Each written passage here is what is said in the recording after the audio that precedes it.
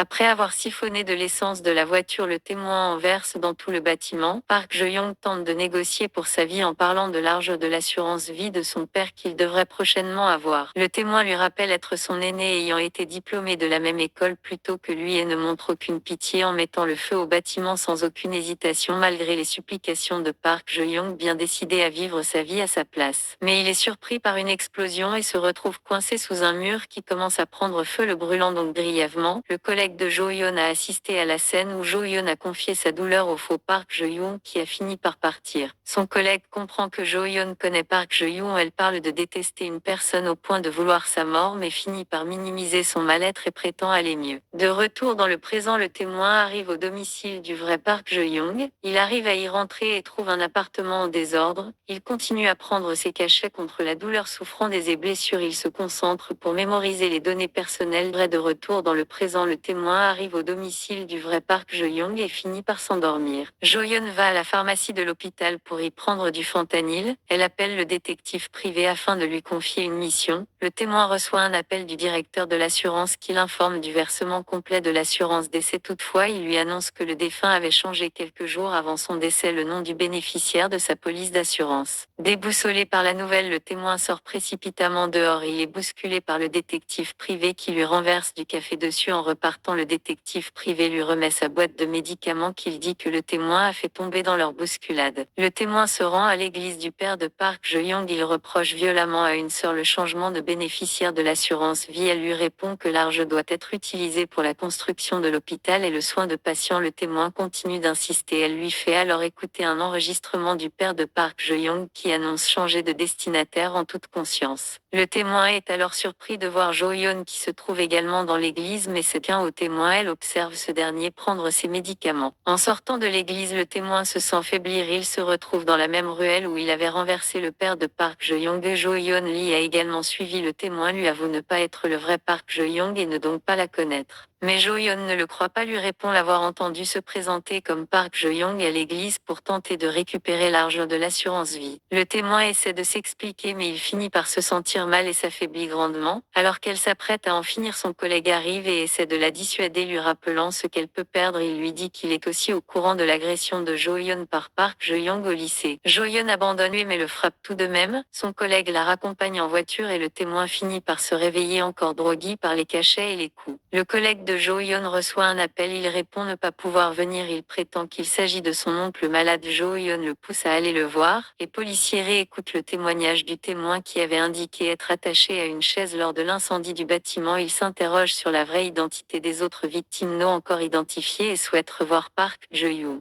Le témoin retourne chez ce dernier et remarque que les médicaments qu'il prend ne sont pas les mêmes que ceux donnés à l'hôpital et se rend compte que la personne qui l'a bousculé lui a remis d'autres cachets. Il reçoit un appel de la police qui lui demande de passer au poste. Il promet de passer demain mais le lieutenant de police font le retrouver chez lui. Le témoin prépare en hâte un sac avec des affaires et le passeport de Park Je-young. En fouillant ses affaires, il retrouve l'affiche du lycée où Jo-yeon avait posé adolescente. Le témoin se souvient que plus jeune Yu-jong lui avait parlé d'une camarade de Jo-yeon dont elle souhaitait se venger. Il ne peut pas l'aider revenant de maison de correction mais lui conseille de demander à des jeunes du lycée d'agresser Jo-yeon. La police arrive chez Park Je-young. Il force la porte pour rentrer. Le témoin a déjà fui le domicile. Le lieutenant prend les médicaments chez Park Je-young pour comparer les traces d'ADN avec celles trouvées dans la voiture que Park Je-young avait louée pour retrouver Kilyo. Le témoin reçoit une notification sur le téléphone de Park Je-young annonçant que les délais de 30 jours étaient écoulés mais le témoin ne comprend pas la signification. Alors qu'il attend le bus, il est enlevé par un groupe d'hommes en voiture. Jo-yeon prend des nouvelles de la famille de son collègue. Elle lui révèle rêver de Park Je-young tous les soirs, rêvant de se débarrasser de lui sans que cela la soulage vraiment. Elle repose alors le scalpel dans son casier. Son collègue arrive dans un hangar où il est rejoint par l'usurier de Park Je-young pour qui il travaillait pour économiser de l'argent et il confirme qu'il s'agit de son dernier jour. Arrivé en tenue de bloc de chirurgie, il se rend compte que la personne dont il doit s'occuper pour l'usurier, le témoin, affirme qu'il n'est pas Park Je-young mais Kim Bong-joon, mais le médecin ne le croit pas et ne prend même pas la peine d'anesthésier le témoin avant de commencer à s'occuper de lui, lui indiquant qu'il s'agit du karma. Il se rend ensuite auprès de Jo-yeon à l'hôpital, la rassurant sur son avenir. Elle lui dit vouloir rentrer voir sa mère. En sortant, elle rencontre le détective privé qui veut lui parler de son affaire mais Jo-yeon lui répond ne pas en vouloir savoir plus. Le détective avec avait le rapport d'Adn indiquant que le patient n'était pas le vrai Park Je-yoon. Son collègue a récupéré la montre du père de ce dernier que le témoin avait dérobée. Sur le chemin vers chez elle, Jo-yeon paraît enfin libéré. Ah, ça tué, mais comment le karma s'est accompli sur les personnages de la série?